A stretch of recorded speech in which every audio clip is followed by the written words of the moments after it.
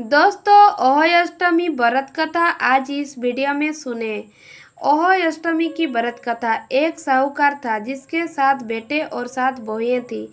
दिवाली से पहले कार्तिक अष्टमी को 7 बहुएं अपनी एकलौती ननद के साथ जंगल में जाकर खदान में मिट्टी खोद रही थी। वहाँ साहू की मान थी। मिट्टी खोदते समय ननद के हाथ से साहू का बच्चा मार गया। इससे साहू माता बहुत नाराज हो गई और बोली, मैं तेरे खोक बांधूंगी। तब ननद अपनी 7 भाभियों से बोली, तुम में से कोई अपनी खोक बंधवा लो। सभी भाभियों ने अपनी खोक बंधवाने से इनकार कर दिया, परंतु छोटी भाभी सोचने लगी कि अगर मैंने अपनी खोक नहीं बंधवाई तो सासू जी नाराज होगी। यह सोचकर ननद के बदले में छोटी भाभी ने अपनी खोक बंधवा ली। अब इसके बाद उसको जो बच्चा होता वह 7 दिन का होकर मर जाता। एक दिन पंडित को बुलाकर पूछा, मेरे संतान 7वें दिन क्यों मर जाती है? तब पंडित ने कहा, तुम सुरही गाय की सेवा करो। सुरही गाय साहू माता की भयाली है, वह तेरी खोक खुलवा देगी, तब तेरा बच्चा जिएगा। अब वह बहुत जल्दी उठकर चुपचाप सुराही गाय के नीचे साफ सफाई कर आती। सुराही गाय ने सोचा, रोज उठकर कौन मेरी सेवा कर रहा है, सो आज देखूंगी। गाँव माता खूब सवेरे उठी, देखती है कि साहूकार के बेटे की बहू उसके नीचे साफ सफाई कर रही है।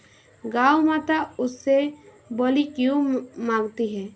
साहूकार की बहू बोली, साहू माता, तुम्हारी भयाली है और उसने मेरी कोख बांध रखी है, सो मेरी कोख खुलवा दो। गाँव माता ने कहा, अच्छा ठीक है। अब तो गाँव माता समुद्र पार साहूकार की बहू को अपनी भयाली के पास लेकर चल पड़ी। रास्ते में कड़ी धूप थी, सो वह दोनों एक पेड़ के नीचे बैठ गई। थोड़ी देर में एक सांप आया। उसी पेड़ पर गरुड़ पंखिनी का एक बच्चा था। सांप उसको डसने लगा। तब साहूकार की बहू ने सांप मारकर डाल के नीचे दबा दिया और बच्चों को बचा लिया। थोड़ी देर में गरुड़ पंखिनी आई तो यहाँ खून देखकर साहूकार की बहू को चोंच मारने लगी। तब साहूकार की बहू बोली, मैंने तेरे बच्चे को नहीं मारा, बल्कि सांप तेरे बच्चे के करीब आया था। मैंने तो उससे तेरे बच्चे की रक्षा की है। यह सुनकर गरुड़ पंखिनी बोली, मांग तू क्या मांगती है? वह बोली, 7 समुद्र पार साहू माता रहती है, हमें तू उसके पास पहुंचा दे। तब गरुड़ पंखिनी ने दोनों को अपनी पीठ पर बैठाकर साहू माता के पास पहुंचा दिया। साहू माता उनको देखकर बोली, आ बहन, बहुत दिनों में आई है। फिर कहने लगी, बहन, मेरे सिर में जुएं बढ़ गई है। तब सिर के कहने पर सोहरी के कहने पर साहूकार की बहू ने उसकी सारी जुएं निकाल दी। इस पर साहू माता प्रसन्न होकर बोली, तूने मेरे सिर में बहुत सलाई घेरी है, इसीलिए तेरे 7 बेटे और 7 बहू होंगी। वह बोली, मेरे तो एक भी बेटा नहीं, 7 बेटे कहाँ से होंगे? साहू माता बोली, वचन दिया है। तब साहूकार की बहू बोली, मेरे खोक तो तुम्हारे पास बंद पड़ी है। यह सुनकर साहू माता बोली, तूने मुझे ढंग लिया जा, तेरे घर पर तुझे 7 बहुएं मिलेगी। तू जाकर उजम करियो 7 अहोई बनाकर 7 कढ़ाई करियो। वह लौटकर घर आई तो वहाँ देखा कि 7 बेटे 7 बहू बैठे हैं। वह खुश हो गई। उसने 7 अहोई बनाई, 7 उजम किए और साथ कड़ाई करी।